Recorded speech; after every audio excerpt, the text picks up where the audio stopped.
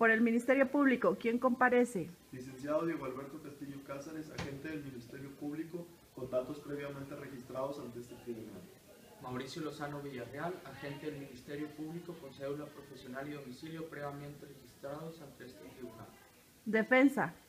Licenciado Francisco Martínez González, defensor privado, con datos previamente establecidos ante este tribunal. Licenciado Óscar Vázquez, defensor privado, con datos previamente registrados ante este tribunal. ¿Alguna otra solicitud, Ministerio Público? Sí, su señoría. Me permito solicitar, con fundamento en los artículos 19 constitucional y 316 del Código Nacional de Procedimientos Penales, se vincule a proceso a Sebastián Serrat Santana por los siguientes hechos. El día 12 de julio de 2014, aproximadamente a las 18:10 horas, al ir a bordo de un barco de pesca conducido por Sebastián, con matrícula MXH 433, misma que además abordaban 3 personas, María de Jesús Parra González, Manuel Javier Sánchez Caloca, y quien en vida llevara el nombre de Luis Javier Carrasco González. El ahora imputado conducía un barco por la bahía de Tampico, en dirección al puerto con el mismo nombre, y lo hacía a exceso de velocidad, lo que ocasionó que en su trayectoria no se percatara de la presencia de un gran risco, por lo que al girar el timón de manera intempestiva, la embarcación se volcó y se impactó contra dicho risco, saliendo proyectados los tripulantes y provocando una lesión en Luis Javier, que con posterioridad se determinó como traumatismo craneoencefálico y después le causaría la muerte. Este hecho consumado, la ley lo califica como homicidio culposo, previsto y sancionado por el artículo 302 del Código Penal Federal. Se sustentan los hechos que menciono con el informe del agente policial Rosalía Ruiz Gómez, quien tomó conocimiento del caso en la Capitanía del Puerto, donde además se entrevistó con el ahora imputado, quien era retenido por personal de la misma. La agente en dicho lugar también pudo recabar diversas entrevistas. Sirve además de sustento la entrevista realizada a María de Jesús, quien narra que al ir a bordo de la embarcación, acompañado de su esposo y de su amigo, estaban por regresar a tierra, después de haber estado durante varias horas relajados, comiendo y tomando cerveza, y antes de volver a petición suya, se comenzaron a acercar a la costa, convenciendo al capitán de que lo hiciera, ya que en un principio este se había negado, advirtiendo que el mismo iba a exceso de velocidad, no se sabe qué tanto, pero sí muy fuerte, lo que provocó que el barco se volcara, saliendo proyectados de este, su esposo y su amigo, por lo que solicitó al capitán que lo salvara, pero él dijo que no había nada que hacer y que tenían que salir de ahí porque corrían peligro. Minutos más tarde llegó un barco del puerto y los ayudó, informando María de Jesús a los tripulantes de este que su esposo tenía que estar por ahí, que no lo encontraban y que todo era culpa del capitán, sugiriendo el personal de dicha embarcación que tenían que salir de ahí por seguridad, trasladándose a tierra firme sin encontrar a su esposo. Se sustenta dicha vinculación con la entrevista realizada al capitán del puerto, Manuel González Álvarez, quien informa que recibió una llamada informando que un barco se había volcado, por lo que acudió con un dispositivo de rescate, encontrando dicho barco encallado en un arenal. La embarcación se denomina Lupita Morse, que es un barco que necesita de bastante calado para poder navegar con seguridad. Al llegar al lugar, encontraron que el capitán vigilaba el correcto despliegue de la lancha inflable de emergencias. Se le pidió que subiera a la embarcación y así lo hizo. Su actitud era de nervioso y alterado. Había además una mujer nerviosa llorando. De igual forma sirve de sustento el dictamen de necropsia rendido por el doctor Miguel Moreno Villalobos, realizado a las 23 horas del día 13 de julio, en la plancha número 3 en las instalaciones del Servicio Médico Forense, donde el cuerpo de una persona de sexo masculino, quien según el informe del fiscal corresponde al de Luis Javier, y en el que se determina la causa de la muerte por traumatismo craneoencefálico. Con respecto a la probable participación del imputado, resulta susceptible adecuarse a la de autor material directo. Dicha participación se llevó a cabo de manera culposa, pues el imputado pudo prever el resultado de su acción, sin embargo no lo realizó. Lo anterior se acredita con los actos de investigación anteriormente citados, que en obvio de repeticiones solicitos se tengan por reproducidos. Cabe hacer mención que de los antecedentes de investigación no se desprende datos objetivos que indiquen la actualización de algún excluyente de delito. De todo lo antes planteado se obtiene que los datos de prueba son idóneos, pertinentes y suficientes para establecer que se cometió un hecho que la ley señala como delito y que se configura como el delito de homicidio culposo y que existe la probabilidad de que el imputado lo cometió, además de que le fue formulada la imputación y se le otorgó su oportunidad de declarar ante su señoría, motivos por lo que solicito se dicte auto de vinculación a proceso a Sebastián Serrat. Es todo, su señoría. Defensa, ¿algo que manifestar? Sí, su señoría.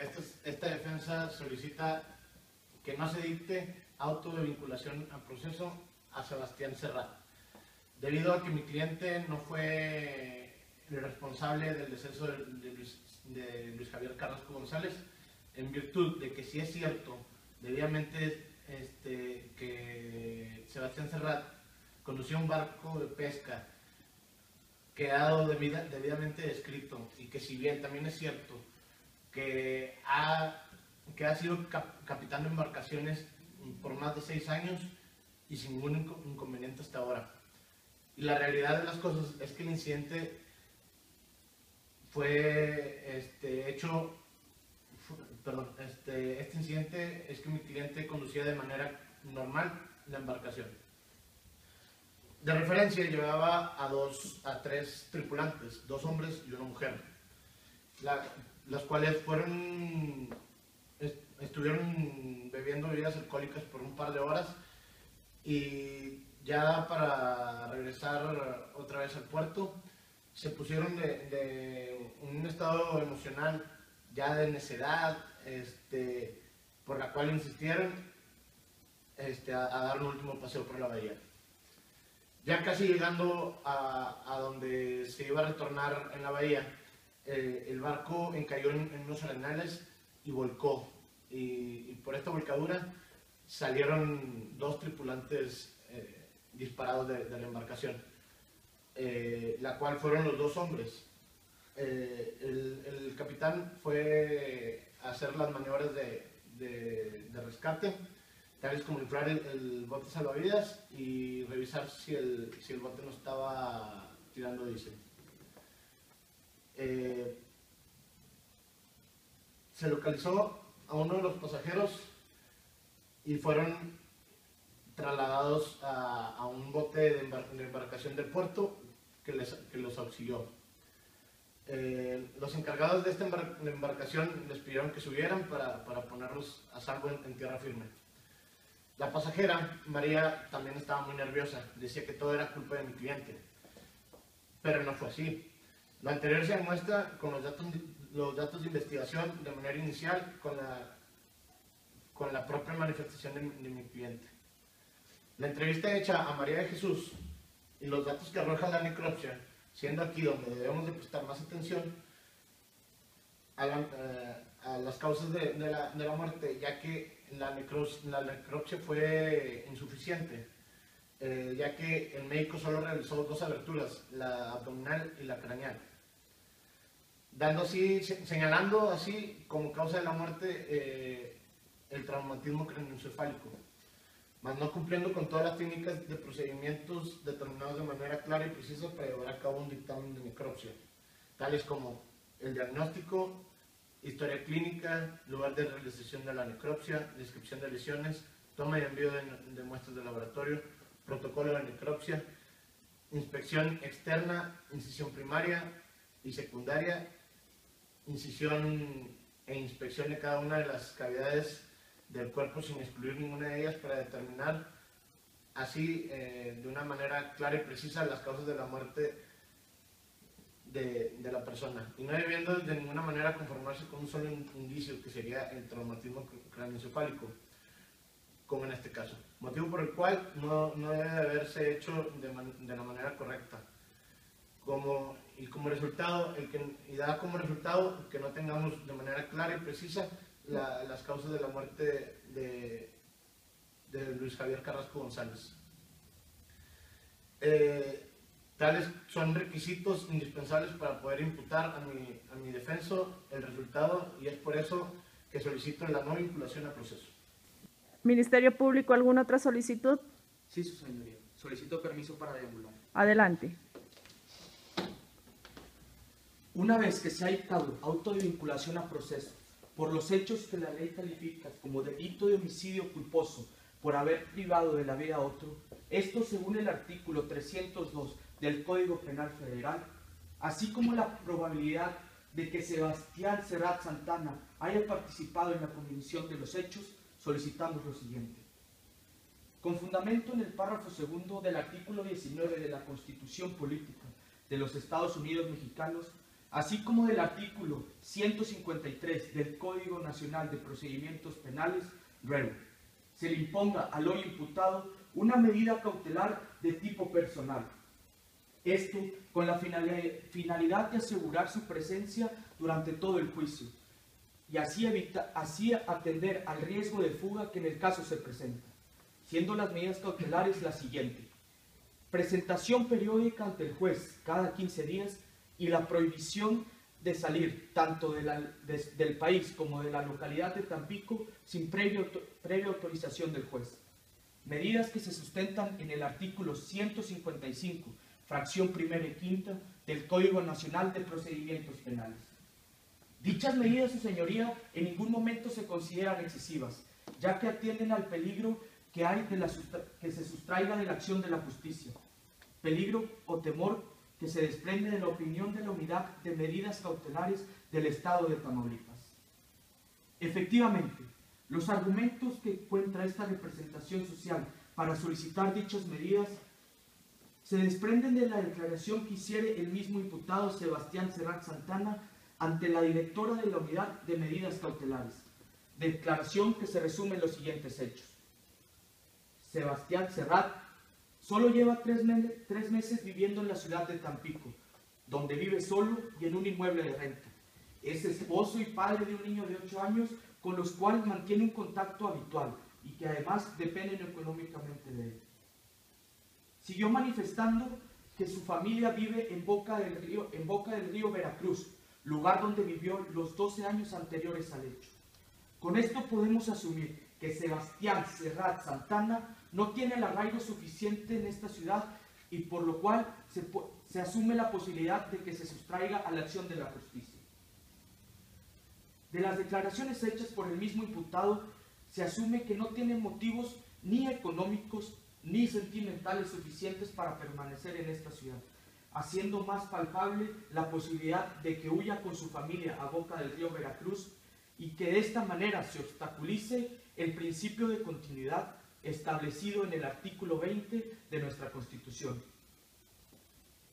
De tal forma que no existiendo una certeza jurídica de que Sebastián Serrat Santana vaya a comparecer a juicio durante todo el proceso y no encontrando ninguna otra medida cautelar que garantice su presencia, esto debido a su poco arraigo en esta ciudad, esta representación social, su señoría, solicita se dicten las medidas cautelares antes mencionadas para así asegurar su presencia a juicio.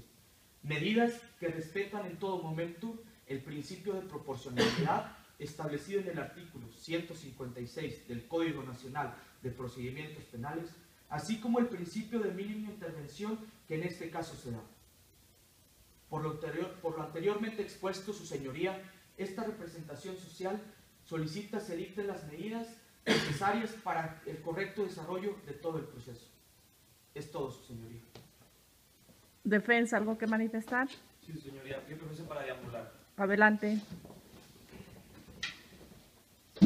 Señor juez, esta defensa manifiesta su conformidad con que el señor Sebastián Serrat se le imponga la medida de la fracción primera del artículo 155 del Código de Procedimientos Penales vigente, la que habla acerca de la presentación periódica ante algún juez o autoridad designada durante el tiempo y veces que usted lo disponga. Pero se encuentra inconforme con la medida que el Ministerio Público le quiere imponer, encontrada en el artículo 155, fracción quinta del Código antes mencionado, misma que habla acerca de la prohibición de salir sin permiso del Estado de Tamaulipas. Esta defensa considera que esta medida es excesiva y que viola el principio de proporcionalidad que viene en el artículo 156, ya que se asegura que mi cliente no ha buscado superar la acción de la justicia, sino que en todo momento lo que él ha buscado es colaborar. se advierte que le ocurrieron los hechos y por lo mencionado por el capitán del puerto, Manuel González Álvarez, mi defenso, al ver que no tenía nada más que hacer, por seguridad decidió huir sacando la lancha que se encontraba del barco que se iba a hundir, para así sacar de allá a los tripulantes y hacer que dejaran de correr peligro. Además, por lo señalado por el agente del Ministerio Público Rosalía Gómez, mi defenso acudió a ir voluntariamente a la agencia del Ministerio Público con ella. Con todo esto se busca demostrar que mi cliente en ningún momento ha buscado sustraer la acción de la justicia o perjudicar a alguno de los terceros. Por lo contrario, él lo único que ha buscado hacer es cooperar para que todo se aclare y salvaguardar la vida de los tripulantes, dejando así por acreditado que mi cliente en ningún momento busca obstaculizar el proceso, sino que busca que vaya de acuerdo al principio de continuidad del mismo. Señor juez, considero pertinente mencionar que al no dejar que mi cliente Sebastián Serrat salga del estado de Tamaulipas a visitar a su familia, se le están violando sus derechos de libre tránsito. Dichos derechos se encuentran en el artículo 12 del Pacto Internacional de Derechos Civiles y Políticos y dentro del artículo 11 de la Constitución que nos rige. Y como bien sabemos, ambos son ley suprema de la nación, como lo menciona el artículo 133.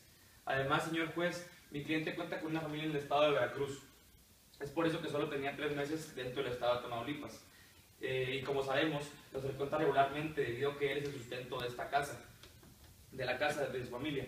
Entonces, al salir de Tamaulipas, él estaría perdiendo su trabajo, y al perder su trabajo, no tendría cómo mantenerlos. Es por eso que esta defensa considera que dicha medida, prevista en el artículo 155, fracción quinta del código antes mencionado, es excesiva, y se hace hincapié en que dicha medida viola el principio de proporcionalidad, ya que lo que le viola al Ministerio Público es el peligro de presentación de situación de la justicia, mismo que no se da, y esta defensa considera que mi cliente Sebastián Serrat solo se podrá allanar con solo la presentación periódica ante el juez o autoridad que usted disponga.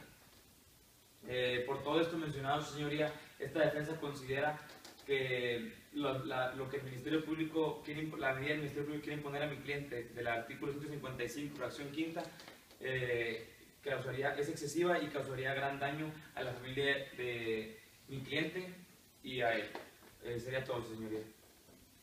Gracias.